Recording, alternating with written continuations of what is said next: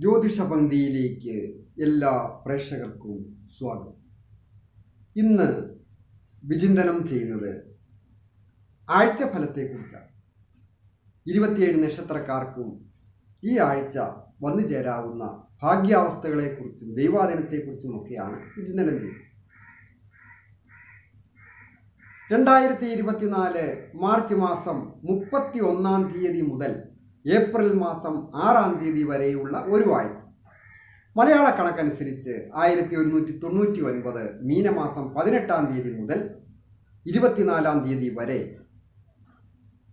ഗ്രഹങ്ങളുടെ സ്ഥിതി അനുസരിച്ച് നോക്കുമ്പോൾ മേടം രാശിയിൽ വ്യാഴവും ബുധനും കൂടി നിൽക്കുന്നു.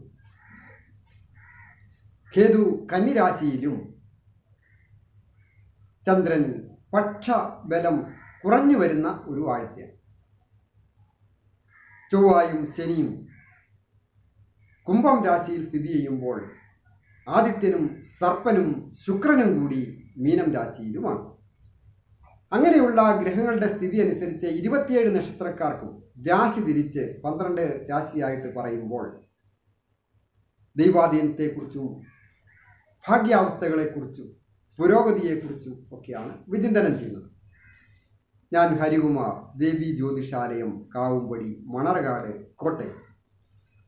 ഈ ചാനൽ പേരും നക്ഷത്രവും ചേർത്ത് കമൻറ്റ് ചെയ്യുകയും സബ്സ്ക്രൈബ് ചെയ്യുന്നവർക്കും വേണ്ടി പ്രത്യേകം പ്രാർത്ഥിക്കുന്നതാണ്. ജ്യോതിഷ കാര്യങ്ങൾക്ക് നേരിട്ട് വരികയോ ഫോൺ വിളിച്ച് ചോദിക്കുന്നതിനും അവസരമുണ്ടായിരിക്കുന്നതാണ്. മേടം രാശിക്കാരായിരിക്കുന്ന അശ്വതി, ഭരണി, കാർത്തികയുടെ ആദ്യത്തെ പാദമടങ്ങുന്ന നക്ഷത്രം. അവർക്ക് ദൈവാധീനം ഉള്ള ഒരു ആഴ്ചയാണ്. പൊതുവെ തൊഴിൽപരമായ വിജയങ്ങൾ വന്നിച്ച്, സാമ്പത്തിക അഭിവൃദ്ധി വന്നിച്ച്. എന്നാൽ വന്നു ചേരുന്ന ധനം വേണ്ട രീതിയിൽ വിനിയോഗിക്കുവാൻ അതീവ ജാഗ്രത ആവശ്യമാണ്. നിയമപരമായ പ്രശ്നങ്ങളൊക്കെ ഏതെങ്കിലും തരത്തിൽ പോലീസ് സ്റ്റേഷൻ മുഖാന്തരമോ കോടതി മുഖാന്തരമോ ഒക്കെ ഉള്ളവർക്ക് അതിനൊക്കെ ഒരു ഒത്തുതീർപ്പാകുന്നതിനോ പരിഹരിക്കുന്നതിനും പറഞ്ഞു തീർക്കുന്നതിനും ഈ ആഴ്ച യോഗമുണ്ട്. വിദ്യാർത്ഥികൾക്ക് വിജയങ്ങൾ വന്നു ചേരുന്നതുമാണ്. അതുപോലെ തന്നെ ദമ്പതികളായിട്ടുള്ളവർക്കും വളരെ ഐശ്വര്യപൂർണമായ. ഇടവം രാശിക്കാരായ കാർത്തികയുടെ 2, 3, 4 പാദങ്ങളും രോഹിണിയും മകയിരത്തിൻ്റെ ആദ്യത്തെ 1, 2 പാദങ്ങളും അടങ്ങുന്ന നക്ഷത്രം. ഇവരെ സംബന്ധിക്കുന്നിടത്തോളം വളരെയധികം ജാഗ്രതയും ശ്രദ്ധയും ആവശ്യമുള്ള ഒരു ആഴ്ചയാണ്. ക്ഷമയും വിട്ടുവീഴ്ചയും അത്യാവശ്യമാണ്. പ്രത്യേകിച്ച് സമൂഹത്തിൽ ഇറങ്ങി പ്രവർത്തിക്കുന്ന മറ്റുള്ള ജനങ്ങളുമായിട്ട് നേരിട്ട് സമ്പർക്കത്തിൽ ഏർപ്പെടുന്ന മേഖലകളിൽ ജോലി ചെയ്യുന്ന ഏതൊരു വ്യക്തിയും ക്ഷമ, വിട്ടുവീഴ്ച ഇതൊക്കെ വളരെ അത്യാവശ്യം. ആരോഗ്യം വളരെ ശ്രദ്ധിക്കണം. കൃത്യമായ വ്യായാമ മുറകളും മെഡിസിനും ഒക്കെ കൃത്യമായിട്ട് കഴിക്കുകയും ഭക്ഷണ കാര്യത്തിലും കൃത്യനിഷ്ഠ ആവശ്യമാണ്. വിദ്യാർത്ഥികൾക്ക് വിദ്യ അലസത വന്നു ചേരുന്നതിനൊക്കെ സൂചനയുണ്ട്. പ്രണയിക്കുന്നവർക്ക് പ്രണയഭംഗമുണ്ടാകുന്നതിനോ മാനാപമാനങ്ങൾ വന്നു ചേരുന്നതിനോ സൂചനയുണ്ട്. തൊഴിൽപരമായ വിജയങ്ങൾ വന്നിച്ച് അലസത വെടിഞ്ഞ് തൊഴിൽ രംഗത്ത് ശ്രദ്ധ കേന്ദ്രീകരിക്കേണ്ടതുമാണ്. മിഥുനം രാശിക്കാരായിരിക്കുന്ന മകയിരത്തിൻ്റെ 3, 4 പാദങ്ങളും തിരുവാതിരയും പുണർത്തിൻ്റെ ആദ്യത്തെ 1, 2, 3 പാദങ്ങളും അടങ്ങുന്ന നക്ഷത്രം. അവരെ സംബന്ധിക്കുന്നിടത്തോളം നല്ല ദൈവാധീനവും ഭാഗ്യവും ഒക്കെ ഒത്തിണങ്ങിയ ഒരു ആഴ്ചയാണ്. തൊഴിൽ പുരോഗതികൾ വന്നിച്ച് ഒരു സ്ഥിരം നിയമനം വന്ന് ലഭിക്കുന്നതിന് ഈ രാശിക്കാർക്ക് ഈ ആഴ്ച യോഗമുണ്ട്. അത് സ്വദേശത്തായാലും വിദേശത്തായാലും ഒരുപോലെയാണ് സൂചിപ്പിക്കുന്നത് ഗ്രഹങ്ങളുടെ സ്ഥിതി അനുസരിച്ച്. വാഹന സംബന്ധമായിട്ടും ഗൃഹസംബന്ധമായിട്ടും ഒക്കെ ചില ക്ലേശങ്ങളൊക്കെ ഉണ്ടാകാം. എന്നിരുന്നാലും അതൊക്കെ ശ്രദ്ധയോടുകൂടിയൊക്കെ കൈകാര്യം ചെയ്താൽ നല്ല രീതിയിൽ മുൻപോട്ട് കൊണ്ടുപോകാം. ദാമ്പത്യ ജീവിതത്തിലും ഐശ്വര്യപൂർണമായ കാലം. ദമ്പതികളായിട്ടുള്ളവർക്ക് പുണ്യസ്ഥലങ്ങൾ സന്ദർശിക്കുന്നതിനും അതുപോലെ തന്നെ മംഗളകാര്യങ്ങളിൽ പങ്കെടുക്കുന്നതിനും ഇഷ്ട ഭക്ഷണവുമൊക്കെ കഴിക്കുന്നതിനും ഒക്കെ അവസരങ്ങൾ വന്നു ചേരും. നല്ല ഒരു യോഗമുള്ള ഭാഗ്യമുള്ള ആഴ്ച. കർക്കിടകം രാശിക്കാരായിരിക്കുന്ന പുണർത്തിന്റെ 4-ാം പാദവും പൂയവും ആയില്യവും അടങ്ങുന്ന നക്ഷത്രം. അവർക്ക് പൊതുവെ ആരോഗ്യം തൃപ്തികരമായി, ശ്രേയസ്സും യശസ്സും വന്നിച്ച്, അതായത് നാലാളെ അറിയപ്പെടുക. ഏത് രംഗത്ത് പ്രവർത്തിക്കുന്നവർക്കായാലും, രാഷ്ട്രീയ രംഗത്തായാലും, സാമൂഹ്യ സന്നദ്ധ സംഘടനകളിൽ പ്രവർത്തിക്കുന്നവർക്കായാലും, ഒരു തൊഴിൽ സ്ഥാപനത്തിലൊക്കെ ജോലി ചെയ്യുന്നവരായാലും കൂടുതൽ ആൾക്കാർ അറിയപ്പെടുകയും മറ്റുള്ളവരുടെ ഇടയിൽ ഒരു മതിപ്പുണ്ടാകുന്നതിനുമൊക്കെയുള്ള യോഗം. സഹോദര സ്ഥാനീയർ മുഖാന്തരം ചില ക്ലേശങ്ങളൊക്കെ ഉണ്ടാകാം, സുഹൃത്തുക്കൾ മുഖാന്തരമോ ഒക്കെ. അത് അധിക ധനച്ചെലവിനെയാണ് സൂചിപ്പിക്കുന്നത്. തൊഴിൽപരമായ പുരോഗതി വന്നിച്ച് ദാമ്പത്യ ജീവിതം പൊതുവെ ഐശ്വര്യപൂർണമായിരിക്കുകയും ചെയ്യും. പ്രവൃത്തിപരമായിട്ടും ഒക്കെ സ്നേഹപരമായിട്ടും ഒക്കെ വളരെ നല്ല ആഴ്ച. ചിങ്ങം രാശിക്കാരായിരിക്കുന്ന മകം പൂരം ഉത്രത്തിന്റെ ആദ്യത്തെ പാദമടങ്ങുന്ന നക്ഷത്രം. അവരെ സംബന്ധിക്കുന്നിടത്തോളം ഏറ്റവും സൗഭാഗ്യമുള്ള ഒരു ആഴ്ച. സർവേശ്വരകാരകനായ വ്യാഴം പൂർണ്ണമായ ദൈവാനുഗ്രഹത്തോടുകൂടി നിൽക്കുന്നു. കടങ്ങളൊക്കെ വീടുന്നതിനും മറ്റ് കൊടുക്കൽ വാങ്ങലൊക്കെ നടത്തി കൃത്യനിഷ്ഠ പാലിക്കുന്നതിനും സാധിക്കും. നിയമപരമായ പ്രശ്നങ്ങളൊക്കെ ഒരു പരിധിവരെ ഒഴിവായി പോകുന്നതുമാണ്. ദമ്പതികളായിട്ടുള്ളവർക്ക് അഭിപ്രായ വ്യത്യാസങ്ങൾ ഉണ്ടാകാതെ ശ്രദ്ധിക്കണം. ഏകാഭിപ്രായത്തിൽ പോയി പരസ്പരം അംഗീകരിക്കുകയും വിട്ടുവീഴ്ചയും ഞാനെന്ന ഭാവം പൊതുവെ ഒന്ന് മാറ്റി നിർത്തേണ്ട സമയമാണ്. പ്രത്യേകിച്ച് സംസാരം, മൗനവ്രതം എടുക്കുന്നത് വളരെ നല്ലതാണ്. തൊഴിൽപരമായ പുരോഗതികൾ വന്നു ചേരും. വിദ്യാർത്ഥികൾക്ക് വിദ്യാവിജയം വന്നു ചേരുന്നതുമാണ്. കന്നിരാശിക്കാരായിരിക്കുന്ന ഉത്തരത്തിൻ്റെ 2, 3, 4 പാദങ്ങളും അത്തവും ചിത്തിരയുടെ ആദ്യത്തെ 1, 2 പാദങ്ങളും അടങ്ങുന്ന നക്ഷത്രം. അവർക്ക് വളരെ നല്ല ഒരു ആഴ്ചയാണ്. ആരോഗ്യം വളരെ ശ്രദ്ധിക്കണം. പ്രത്യേകിച്ച് ഭക്ഷണകാര്യങ്ങൾ. ദേഷ്യമൊക്കെ അധികരിക്കുവാൻ സൂചനയുണ്ട്. ഭക്ഷണകാര്യത്തിൽ പഴവർഗ്ഗങ്ങൾ കൂടുതലായിട്ട് ഉൾപ്പെടുത്തുക, ധാരാളം വെള്ളം കുടിക്കുക. ഉഷ്ണസംബന്ധമായ ചില പ്രശ്നങ്ങളൊക്കെ ഒഴിവാകുന്നതിന് അത് ഏറ്റവും നല്ലതാണ്. വാഹന സംബന്ധമായിട്ടും വളരെ നല്ല ഒരു സമയം. വിദ്യാർത്ഥികൾക്ക് വിദ്യാവിജയങ്ങൾ വന്നു ചേരും. തൊഴിൽ രംഗത്തും പുരോഗതി വന്നു ചേരുകയും അപ്രതീക്ഷിതമായ ധനാഗമന യോഗവും ഉണ്ട്. തുലാം രാശിക്കാരായിരിക്കുന്ന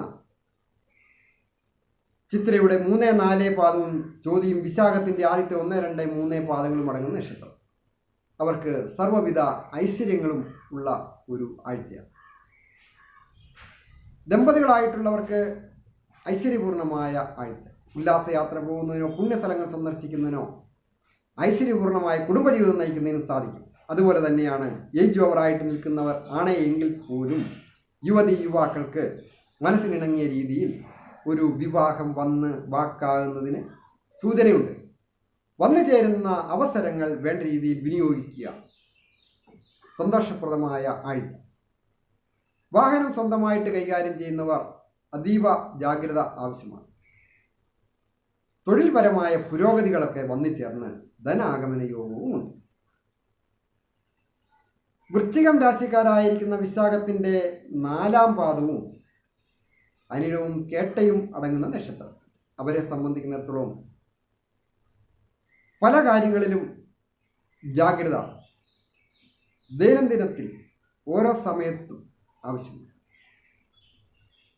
പ്രധാനമായിട്ട് മേലധികാരികളൊക്കെ ആയിരിക്കുന്നവർ ഉടമ്പടിയിൽ ഒപ്പുവയ്ക്കുന്നതും, കരാറിൽ ഒപ്പുവയ്ക്കുക, ജാമ്യം നിൽക്കുക, പണം വാങ്ങൽ കൊടുക്കൽ അതിന് ജാമ്യം നിൽക്കുക,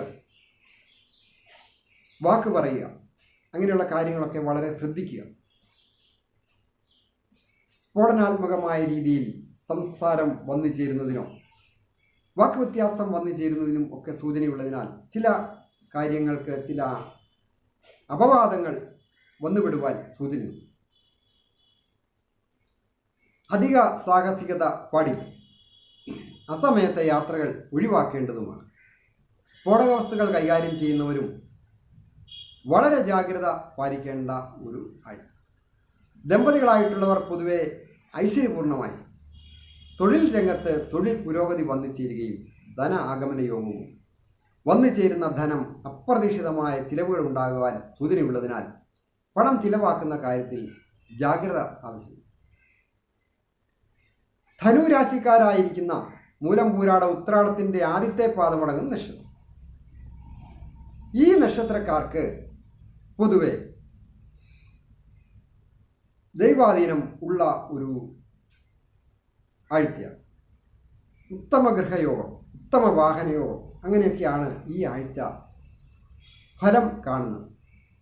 അതായത് ഒരു ഗൃഹം വാങ്ങണമെന്ന് ആഗ്രഹിച്ച് നടക്കുന്നവർക്ക് ആ ഗൃഹം വന്നു ചേരുന്നതിനും ഒക്കെ ഉത്തമ വാഹനം വന്നു ചേരുന്നതിനും യോഗമുണ്ട്.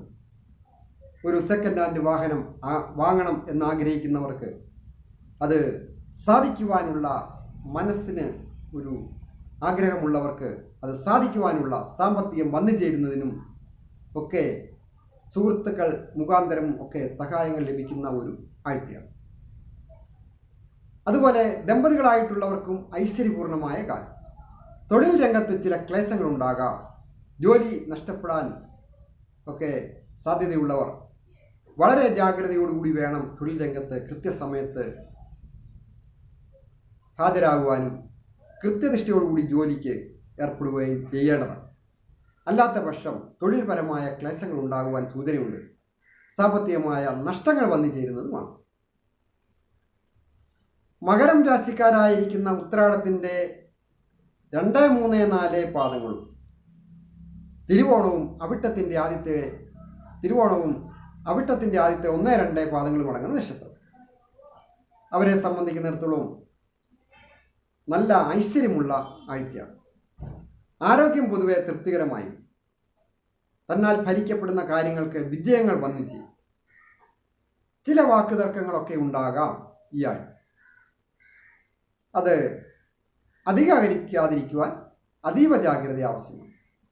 സഹോദരസ്ഥാനീയർക്കോ സുഹൃത്തുക്കൾക്കോ ചില പ്രശ്നങ്ങൾ ഉണ്ടാകുന്നതിനും അത് മുഖാന്തരം അധിക ചിലവുകൾ ഉണ്ടാകുന്നതിനും സൂചനയുണ്ട്. ദമ്പതികളായിട്ടുള്ളവർക്ക് പൊതുവെ ഐശ്വര്യപൂർണമായ കാലം. തൊഴിൽ രംഗത്തും വിജയങ്ങൾ വന്നു ചേരും. അപ്രതീക്ഷിതമായ ധനാഗമന യോഗവും ഉണ്ട്. കുംഭം രാശിക്കാരായിരിക്കുന്ന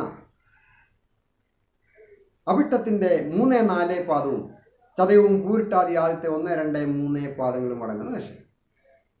അവരെ സംബന്ധിക്കുന്നിടത്തോളം വളരെ ശ്രദ്ധയും ക്ഷമയും ഒക്കെ ആവശ്യമായിരിക്കുന്നു.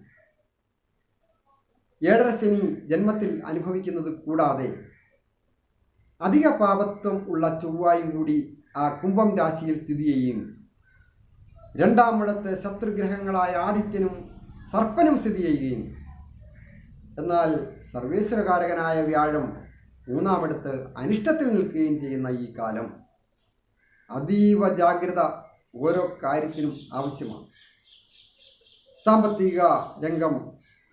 സാമ്പത്തിക രംഗത്ത് ജോലി ചെയ്യുന്ന ബാങ്കിങ് മേഖലകളിലോ മറ്റ് കൊടുക്കൽ വാങ്ങൽ, ഷെയർ മാർക്കറ്റിംഗ്, ബ്രോക്കറിംഗ്, അങ്ങനെ അനവധിയായ സാമ്പത്തിക കാര്യങ്ങളോ നിയമപരമായ പ്രശ്നങ്ങൾ നേരിടേണ്ട സാഹചര്യങ്ങളോ ഒക്കെ ഉണ്ടാകാനും ആശുപത്രിവാസത്തിനുമൊക്കെ സൂചനയുള്ളതിനാൽ എപ്പോഴും ഓരോ നിമിഷവും വളരെ ശ്രദ്ധയോടുകൂടി പോകേണ്ട ഒരു ആഴ്ച.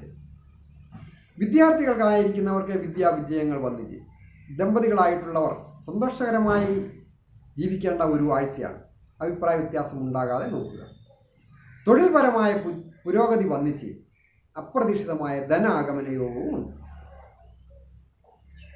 മീനം രാശിക്കാരായിരിക്കുന്ന പൂരിട്ടാതി 4ാം പാദം ഉത്രട്ടാതിയും രേവതിയും അടങ്ങുന്ന നക്ഷത്രം. അവരെ സംബന്ധിക്കുന്നിടത്തോളം ദൈവാധീനവും ഭാഗ്യവുമുള്ള സന്ദർഭം. ദാമ്പത്യ ജീവിതത്തിൽ അലോസരതകളും അഭിപ്രായ വ്യത്യാസങ്ങളും ഉണ്ടാകാം. ആരോഗ്യം വളരെ ശ്രദ്ധിക്കേണ്ട ഒരു ആഴ്ച. വിദ്യാർത്ഥികൾക്ക് വിജയങ്ങൾ വന്നു ചെയ്യും. തൊഴിൽപരമായ പുരോഗതിയും വന്നു ചെയ്യും. തൊഴിൽപരമായിട്ട് അഭിവൃദ്ധി വന്നു ചേരുക. ഗവൺമെൻറ് ആയാലും പ്രൈവറ്റ് മേഖലകളിലായാലും ഒരു സ്ഥാനക്കയറ്റമൊക്കെ കിട്ടുകയോ ശമ്പള വർധനവ് ഒക്കെ കിട്ടുകയോ ഒക്കെ ചെയ്യുവാൻ ഭാഗ്യവും ദൈവാധീനവുമുള്ള ആഴ്ച. പ്രായമായവർക്കും കൊച്ചുകുട്ടികൾക്കും ഒക്കെ വളരെ നല്ല ആഴ്ച. ഏറ്റവും പ്രധാനമായിട്ട് 27 നക്ഷത്രക്കാരും അവരവർക്ക് കൂടുതൽ അഭിവൃദ്ധി ഉണ്ടാകുവാൻ തൊട്ടടുത്തുള്ള ക്ഷേത്രത്തിൽ ദർശനം നടത്തുന്നതും ദ്രവ്യസഹിതം സമർപ്പിച്ച് പ്രാർത്ഥിക്കുന്നതും വിഷ്ണു സഹസ്രനാമം അതുപോലെ ലളിതാ സഹസ്രനാമം ഒക്കെ ജപിക്കുന്നത് വളരെ ഉത്തമമാണ്. ദേഷ്യമൊക്കെ നിയന്ത്രിക്കുന്നതിനും ഐശ്വര്യപൂർണമായ കുടുംബജീവിതം നയിക്കുന്നതിനും നാഗരാജാവിന് മഞ്ഞൾപ്പൊടിയൊക്കെ സമർപ്പിച്ച് പ്രാർത്ഥിച്ചാൽ കൂടുതൽ ഐശ്വര്യവും അഭിവൃദ്ധിയും വന്നു ചേരും. എല്ലാവർക്കും നന്മ വരുവാനായിട്ട് പ്രാർത്ഥിക്കുന്നു. നന്ദി, നമസ്കാരം.